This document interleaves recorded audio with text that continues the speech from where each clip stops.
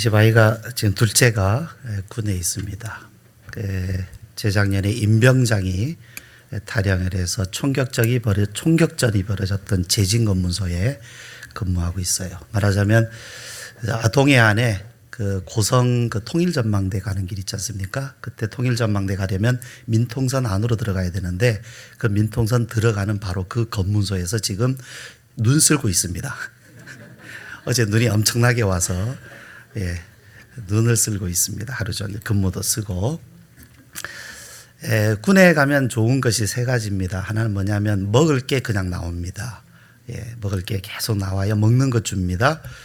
그 다음에 옷이 나와요. 옷 입는 거 다 나옵니다. 세 번째는 뭐냐, 못 나옵니다. 나오고 싶어도 못 나옵니다. 얽매인다는 것. 어떤 일이나 어떤 삶이나 또는 염려나 근심이든지 사람이 매여 있다는 것 참 힘든 일입니다. 시간도 내 마음대로 못 쓰고요. 우리가 설 연휴를 맞이하였는데요. 이 연휴가 좋은 게 뭡니까? 좀 매여 있던 데에서 좀 풀어져서 우리가 좀 자유롭게, 물론 이제 또 고향에 다녀오시는 분들은 또 교통 그냥 그 체증에 시달려야 됩니다만은 어쨌든 좀 자유롭게 내가 움직일 수 있다는 것, 그것이 즐거움 아니겠습니까? 근데 사람을 힘들게 하는 것이 또 하나가 있죠. 얽매여 있다는 것 외에도 누군가 나를 미워하거나 질투하거나 괴롭히는 사람이 있다면 그것이 의도적인 것이라고 하면 굉장히 괴로운 일입니다. 근데 사도 바울이 그랬습니다. 지금 이 빌립보서를 쓸 때 그는 감옥에 갇혀 있었습니다. 3차 전도 여행 마치고 예루살렘으로 갔는데 거기서 체포되었고, 그러나 그는 로마의 시민권을 가지고 있었기 때문에 이제 황제 앞에서 재판받기를 원했습니다.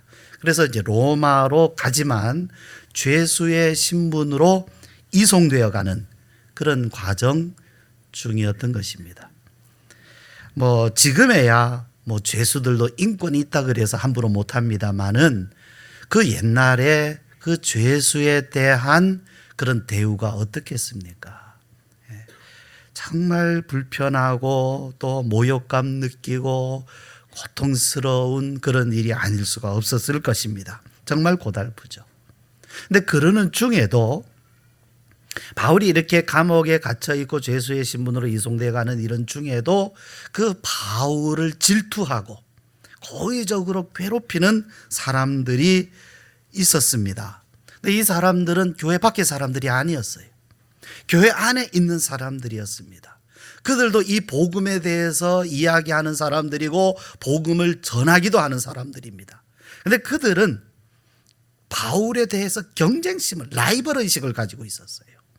그래서 그들은 바울을 괴롭힐 그런 목적을 가지고, 의도를 가지고 그들이 교회 안에서 여러 가지 활동을 하고 있었던 것입니다. 참 얼마나 힘든 일입니까?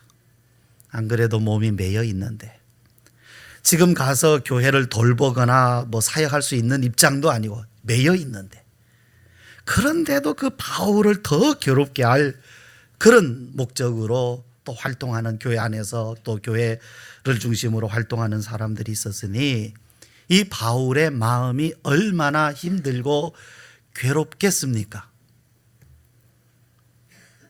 그런데요, 바울은 내가 그것 때문에 참 근심이 많다, 그것 때문에 내가 정말 마음이 무겁다, 이런 말씀을 하지 않고 있습니다.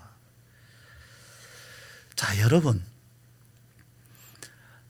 우리가 매여 있는 삶에 또 우리가 누군가로부터 괴롭힘을 당하고 고통을 당하는, 말하자면 직장에 매여 있잖아요. 또 직장에서 엄청난 일들이 쏟아져 나오죠. 그런 뿐만 아니라 그 직장 생활을 하다 보면 힘든 일도 있고 괴로운 일도 있고, 뿐만 아니라 그 안에는 나하고 맞지 않아서 의도적으로 나를 괴롭히는 사람까지 있습니다.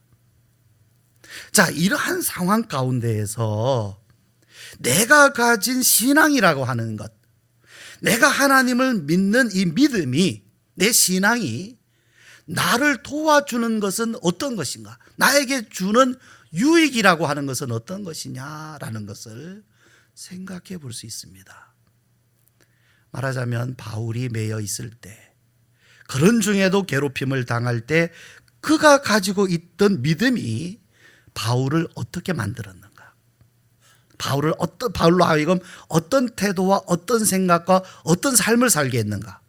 그러면 오늘 내가 직장 생활이든 또는 뭐 학교를 다니든 그 일에 매여서 또 여러 가지 복잡한 일에 그 가운데서도 사람 인간관계 속에서 어려움 당하고 있을 때에 내 신앙이 나에게 주는 유익이라고 하는 것은 뭐냐라는 거죠. 말하자면 보통 사람들은 그 가운데서 불평하고 원망하고 뿐만 아니라 욕하고 미워하고 맞대응하고 자신의 신세를 한탄하고, 왜 나는 이 모양 이 꼴이냐라고 생각을 합니다. 그런데 신앙은 그럴 상황에서 어떻게 그 생각과 삶을 바꿔줄 수 있느냐라는 거죠. 어떤 도움이 되고 어떤 힘을 줄 수 있느냐라는 거죠. 그래서 우리가 오늘은 이 바울이 가졌던 신앙을 통해서 이러한 우리의 삶, 우리가 피할 수 없는 이러한 얽매이고 또는 괴롭힘 당하는 이런 삶을 우리는 한번 비춰보고자 하는 것입니다. 바울의 신앙에는요, 세 가지가 있었습니다. 분명히 그는 얽매여 있었고 괴롭힘 당하고 있었어요. 근데 그에게는 첫 번째 신뢰함, 두 번째는 간절함, 그리고 믿음으로 사는 삶이라고 하는 세 가지 요소가 있었습니다. 세 가지. 첫 번째, 신앙의 첫 번째 요소는 신뢰함입니다. 신뢰. 하나님을 신뢰함입니다. 이것이 믿음입니다. 자, 14절 말씀을 여러분 우리 한번 봅시다. 자, 14절 보시면, 자, 오늘은 우리 남자분들이 먼저 한번 읽으실까요? 남자분들 같이 읽습니다. 시작. 형제 중 다수가 나의 매임으로 말미암아 주 안에서 신뢰함으로 겁 없이 하나님의 말씀을 더욱 담대히 전하게 되었느니라. 매여 있기 때문에 어렵다, 이런 것이 아니라 매여 있어도 오히려 그것 때문에 더 담대하게 전하게 되었다. 그게 어떻게 그게 가능한가? 매여 있는데도 왜 매여 있는 게 불평이나 불편이 아니라 오히려 더 담대하게 되느냐? 하나님을 신뢰함 때문이다. 하나님을 신뢰하기 때문에. 우리는요, 다음과 같은 명제를 꼭 기억해야 됩니다.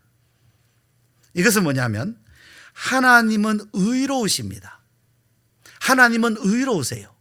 그래서 하나님이 하시는 모든 일은 의로우십니다.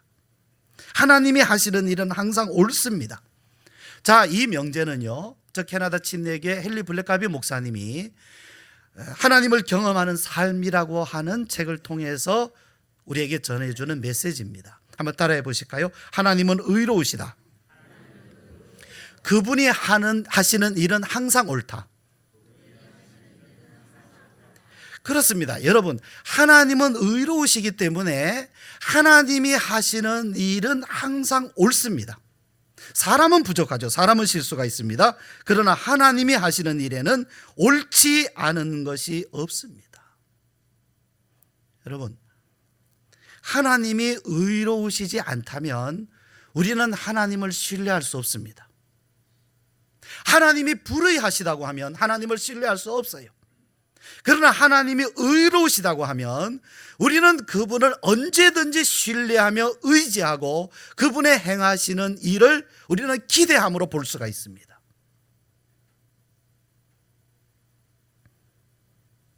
우리의 삶은 결코 우연히 일어나지 않습니다. 우리는 그 삶 가운데 하나님이 우리를 위하여 해주시는 일들 가운데 우리는 실수하는 일도 잘못하는 일도 있지만 우리를 향한 하나님이 하시는 일에는 불의가 없습니다. 하나님은 선한 사람에게도 비를 내려주시고 악한 사람의 밭에도 비를 내려주십니다. 우리는 이해할 수 없죠. 어찌 저 악한 놈에게 저런 일을 해주실까 하지만 하나님은 악한 자에게도 비를 내려주세요. 그러나 그것 또한 하나님의 의로우심 가운데 행하십니다. 왜요? 지금 비를 내려주시지만 그가 악함에서 돌이키지 않는다면 분명히 악한 자들을 심판하시는 하나님이십니다. 그러나 지금은 악한 자들에게도 비를 내려주십니다. 하나님이 하시는 일은 항상 옳습니다. 그리고 우리에게 일어나는 일들은요, 결코 우연 없습니다. 우연이라고 하면 이것이 혹 나에게 좋은 일인가 또는 뭐 나쁜 일인가, 일진이 나쁘냐 뭐 이런 얘기 할지 모르지만 운이라든지 우연은 없어요. 하나님이 하시는 일입니다. 그러므로 그 일은 항상 옳습니다. 우리가 이해하지 못한다고 해서 하나님이 불의하시다 하겠습니까? 하나님 왜 그렇게 하십니까? 나는 이해할 수 없다고 해서 하나님이 불의하시다 할 수 있겠습니까? 지금은 나의 이해 속에서는 하나님이 왜 그렇게 하시는지 이해하지 못할 수 있을 겁니다. 그러나 우리는 먼 훗날까지 봐야 됩니다. 세상의 끝까지 봐야 됩니다. 영생의 나라까지 봐야 됩니다. 그 가운데에서 넓은 시각에서 이 우주 전체 가운데에서 우리가 보는 시각으로 또 영원한 시각 가운데 우리가 볼 때에 하나님의 일은 불의한 것이 없습니다. 반드시 하나님은 의의 열매를 거두시는 하나님이십니다. 그래서 바울이 지금 매여 있어요. 굉장히 어렵고 힘든 상황입니다. 그러나 그는 하나님을 신뢰합니다. 그리고 바울을 따르는 사람들, 동역하는 사람들 또한 하나님을 신뢰함으로 인하여 오히려 바울은 매여 있지만 그들은 담대함으로 복음을 전하였다, 이런 말씀입니다. 두 번째, 신앙의 두 번째 요소는 간절함입니다. 간절함이 있어요. 20절 말씀에 어떤 간절함인가, 이번에는 우리 여자분들 같이 한번 20절 같이 한번 읽으십니다. 시작. 나의 간절한 기대와 소망을 따라 아무 일에든지 부끄러워하지 아니하고 지금과 전과 같이 온전히 담대하여 살든지 죽든지 내 몸에서 그리스도가 존귀하게 되게 하려 하나니. 자, 여러분, 간절함, 사모함이 없는 것은 잠자는 심령이거나 죽은 심령입니다. 살아있는 사람은 반드시 간절함을 가지고 있어요. 신앙에도 그러합니다. 그러나 믿지 않는 사람들이 가지는 간절함과 믿는 사람의 간절함은 다릅니다. 믿지 않는 사람들의 그 간절함이라고 하는 것은 흔히 어떤 것입니까? 자기를 위한 것입니다. 자기의 존귀, 자기의 어떠한 만족, 이런 것입니다. 그러나 믿는 사람들, 성령을 따라 가지는 간절함이라고 하는 것은 여기 있습니다. 그리스도의 존귀함입니다. 내 몸에 그리스도의 존귀 나타나게 하려 함이라 하는 말씀입니다. 내가 살든지 죽든지 내 몸에서 그리스도가 존귀하게 되게 하려 하나니. 이것이 믿음의 사람, 성령의 사람이 가지는 간절함입니다. 세 번째는요, 세 번째 요소는 믿음으로 사는 삶입니다. 믿음은 생활입니다. 삶입니다. 이제 21절 말씀 우리 같이 한번 전부 같이 읽죠. 시작. 이는 내게 사는 것이 그리스도니 죽는 것도 유익함이라. 내게 사는 것 그리스도니 죽는 것도 유익하다. 자, 이 구절이요, 짧지만 이해가 조금 쉽지 않죠. 그래서 좀 더 쉬운 번역이 필요합니다. 직역을 해봤습니다. 나에게 사는 것은 그리스도이기 때문에 죽는 것은 이득이다, 그런 뜻이죠. 이득, 여기 유익이라는 말이 이득. 우리가 왜 어떤 일을 해가지고 뭐 이윤을 남기면 내가 이익이야, 뭐 이득이야, 이런 말 하잖아요. 바로 그거예요. 내가 이득됐다 이거죠. 이익 받다, 이익 받다, 이득이 되었다, 그 뜻입니다. 유익하다는 것은 그냥 좋다라는 의미를 넘어서서 내가 이익을 받다라는 뜻이에요. 그래서 이걸 의역을 해보면요, 나의 삶은, 그러니까 내 삶이라고 하는 것은 그리스도가 사시는 것이다. 여기는 내가 사는 게 아니라는 전제가 있어요. 이제 나는 죽은 겁니다. 그래서 내가 지금 사는 것은 그리스도가 사실은 것이기 때문에 죽음조차도 나한테는 이익이 된다, 유익이 된다, 그런 뜻이에요. 내가 사는 게 아니야. 난 그리스도가 사셔요. 그러니까 그분이 하시는 일은 항상 옳아요. 그러니까 내가 갇혀있든지 풀려있든지, 내가 살고 있든지 죽든지, 어떤 상황에서도 그분이 하시는 일은, 그분이 나를 통해서 일하시는 모든 일은 옳습니다. 항상. 그렇기 때문에 지금 바울은 매여 있어도, 매여 있는 것 때문에 복음 전하는 게 어렵습니다, 힘듭니다가 아니라, 매여 있다 해도 그분은 능히 얼마든지 그분의 일을 해나가신다는 사실입니다. 심지어는 괴롭힘을 당하는 일이 있어도. 바울의 삶은요, 자신에게 맞춰져 있지 않습니다. 그리스도께 맞춰져 있어요. 그것이 오늘 말씀의 핵심입니다. 그의 초점이 어디에 맞춰져 있는가? 그리스도께 맞춰져 있어요. 사람들은 자기를 위해서 살지만 바울은 그리스도와 함께 그리스도를 위해 살아갔던 바로 그 사실입니다. 그 결과 어떤 일이 일어납니까? 자, 바울은요, 이런 신앙, 이 세 가지 이런 신앙 가운데에서 그는 자신이 감옥에 있어도, 감옥에 매여 있어도 전혀 불평하지 않을 수 있게 되었어요. 여러분, 불평은 하고 싶어 합니까? 아니에요. 어쩔 수 없이 나오는 게 불평입니다. 여러분 중에 불평하고 싶어 하시는 분 있습니까? 없어요. 그냥 편한데, 기쁜데, 불평 한번 해볼까 이러지 않습니다. 불평은 마음에 쌓여 있는 고통이 밖으로 표출돼서 어쩔 수 없이 터져 나온 것이 불평입니다. 그러니까 속에서 불평이 쌓이면 입으로 나올 수밖에 없어요. 그러니까 불평하는 사람 뭐라고 그럴 필요 없어요. 그 속에 불평이 있으니까 그렇죠. 막을 수가 없는 겁니다. 그런데 바울 안에는 불평이 쌓이지 않는다는 거죠. 불평을 본인이 없앴다, 막았다, 말아낸다가 아닙니다. 불평이 마음에 없는 겁니다. 입에 없는 것이 아니라 마음에서부터 없어요. 불평이 있는데 말하지 않는 것과 아예 마음에서부터 그것이 불평이 쌓이지 않는 것은 다른 겁니다. 바울의 마음은 불평이 없어요. 바울이 그렇게 합니까? 아닙니다. 그 안에서 사시는 그리스도께서, 그가 믿는 주님이 바울을 그렇게 해주시는 것입니다.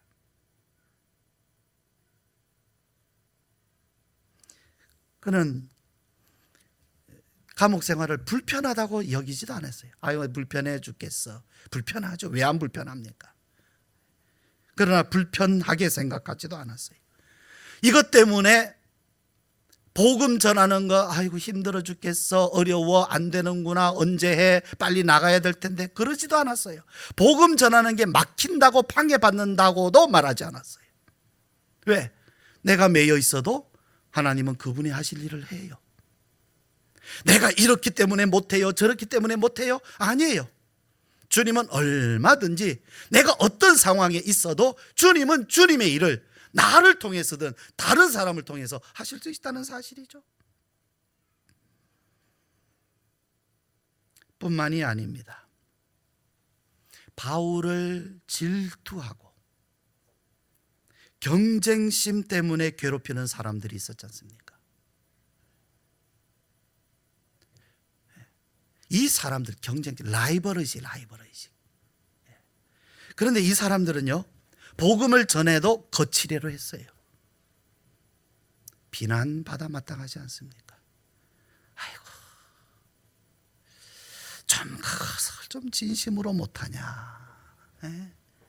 어떻게 인간이 사는 게 복음을 따라 위해서 산다고 하면서도 저렇게 거칠애로 해? 왜 진실함이 없어? 그것도 왜 그런 질투로 해? 어째 사람들이, 그것도 교회 안에 있는 사람들이 왜 그래? 그래야 되잖아요.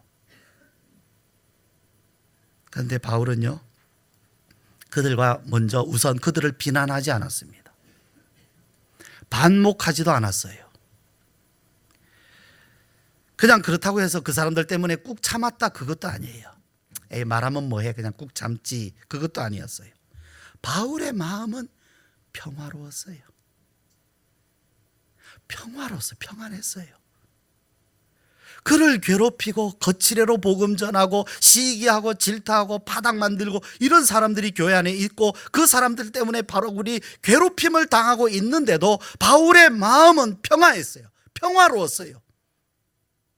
이것이 신앙이 주는 힘이었습니다. 바울은 그렇게 말해요. 진심으로 하든지 거칠애로 하든지 선한 마음으로 하든지 시기와 질투심에서 하든지 어쨌든 복음이 전파되는 것이니 나는 기뻐하고 기뻐하리라. 어쨌든 그것은 다 어쨌든 복음이 전파되는 것이면 나는 좋아. 나는 좋아. 왜 그렇습니까? 바울이 자기 중심으로 살지 아니하고 바울 안에 계신 주님 한 분으로 인하여 그는 사는 것이기 때문에 내가 어떻게 되는 것은 상관이 없어요. 오직 주님만 존귀하게 되고 주님의 복음만 전파되면 나는 만족합니다 하는 것이 바울의 신앙입니다. 이것이 신앙입니다. 우리가 이런 신앙 따라가려고 하면 한참 멀었다는 생각 듭니다만은 그래도 우리의 신앙의 표대는 여기에 맞춰야 됩니다. 여러분, 방향은 굉장히 중요해요. 방향을 잘못 맞추면 결과도 엉뚱한 데로 가버립니다. 그렇기 때문에 내가 지금 그런 삶을 못 살아도 방향을 어디에 맞추는지는 굉장히 중요합니다. 이 신앙이 내 신앙의 방향을 어디에 맞춰야 되는지는 굉장히 중요합니다. 그래서 여러분, 오늘 우리가 이 말씀을 읽으면서 우리가 스스로 자아 비판하자 그런 의미로 드리는 말씀 아닙니다. 이것이 신앙의 기준이요 표준이요 우리가 달려가야 할 믿음의 기준이요 표대이기 때문에 이 말씀을 함께 나누고 있는 것입니다. 여러분, 나를 괴롭히는 사람이, 그것도 고의적으로 괴롭히는 사람이 있는데 평화로울 수 있습니까? 신앙은 우리에게 평안을 줍니다. 우리가 주님을 신뢰하고 믿는 믿음은 분명히 우리 마음에서부터 불평을 몰아내고 평안을 줍니다. 그래서 우리는 믿음을 가져야 됩니다. 이 믿음 우리가 정말 가지고 싶지 않습니까? 이 믿음에 대해서 간절하지 않습니까? 여러분, 신랑을 사모하는 그 신부, 여자는요, 그 신랑만 알아요. 왜 세상에 남자가 없습니까? 세상에는 멋진 남자, 똑똑한 남자 많아요. 그러나 이 신부는 자기의 신랑만 아는 거죠. 그것이 행복입니다. 여러분, 행복은 많이 아는 데서 오는 게 아니에요. 내가 어떤 거 많이 안다, 가졌다, 여기서 오는 것이 아니라 이 진실한 사랑을 어디에서 얻을 수 있느냐? 그 사랑을 얻을 수 있는 바로 한 곳, 한 가지, 그 한 가지만 알고 믿는 데에서 우리는 진정한 사랑, 행복을 얻을 수 있게 됩니다. 세상에 많은 일들이 있지만 바울은 주님만 알았어요. 바울이 지식이 없었던 게 아닙니다. 그러나 바울은 주님만 알았어요. 왜? 그가 멍청해서 다른 걸 몰라서가 아닙니다. 알 거 다 알았어요. 그러나 그는 다 버려버렸어요. 그리스도를 위하여서 다른 모든 것, 지식까지도 그는 배설물처럼 버렸다 그래요. 똑똑한 사람입니다, 바울. 근데 배설물처럼 버렸어요. 여러분, 배설물이 뭔지 아십니까? 배설물은요, 내가 버린 후에 아깝다고 여기지 않는 것이 배설물입니다. 화장실에 가서 볼일 본 다음에 다시 뚜껑을 열고 아이고 아까워 그럽니까? 배설물은 돌아보지 않습니다. 물 빨리 내려버리잖아요. 사도 바울은 그렇게 했어요. 내가 그리스도를 아는 것 외에 다른 것은 다 배설물처럼 버려버렸어요. 그래서 고린도전서 2장 2절에 이렇게 고백합니다. 내가 너희 중에서 예수 그리스도와 그가 십자가에 못 박히신 것 외에는 아무것도 알지 아니하기로 작정하였습니다. 몰랐다가 아니라 그렇게 하기로 내가 작정하였다. 이렇게 말씀해요. 그는 비록 몸이 매여 있었습니다. 심지어 그를 괴롭히는 사람들까지도 있었지만 그의 마음은 평화로웠습니다. 왜요? 그는 한 가지만 알았기 때문입니다. 주님만 알았어요. 그는 주님만 알았어요. 여러분, 우리도 매여 있습니다. 여러 가지 일에. 우리도 괴로운 일 많습니다. 괴롭힘도 당합니다. 그럼에도 불구하고 바울처럼 되기를 원하십니까? 바울과 같은 마음 얻기를 원하십니까? 그 비결이 오늘 말씀에 있습니다. 이 말씀의 은혜, 우리에게 주시는 이 은혜를 여러분 원하시면 이 시간 우리 함께 기도합시다. 간절함으로 바울처럼 기도합시다.